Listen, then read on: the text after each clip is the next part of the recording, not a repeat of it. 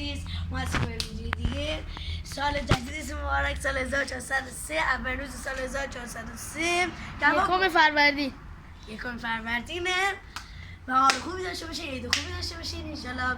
100 آرزو داریم براتون. میخوایم امروز خونه به این زیبایی که در هوای خرابم خیلی هواش خوبه و درخت‌های بسیار زیبایی داره، میخوایم بهتون نشون بدیم. خونه ویلایی اگر میخوایم بخرین، عجب ویلای خوبی. اگر میخوایم بخرین شمارم نمیذارید، شما لازم نیست بخرید. نه خرید.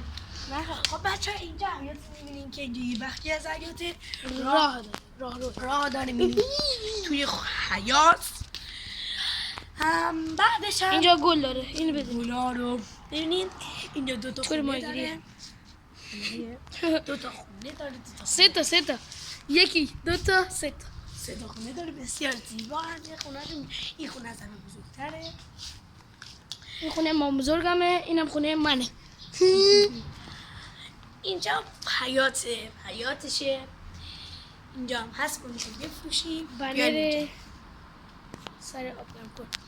حالا پدر ایشون ویلا داره، من میخوام تقلیب از ویلا ایشون رو به شما بگم. یه جلو ببخم. نه اینجا نمیشتی. نه وایسه، ما اصلی ترین چیزی نشون ندیم. وایسه.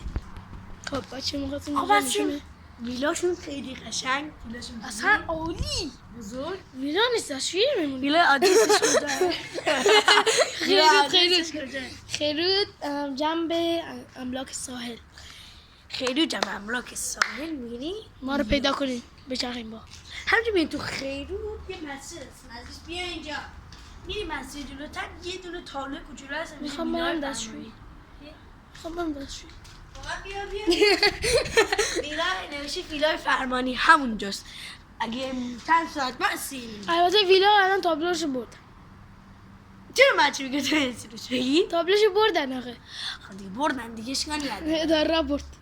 خب من میخوام با شما یه بچرخ. خب بیا زرت بزن. بای بای. نه بای بای چیه؟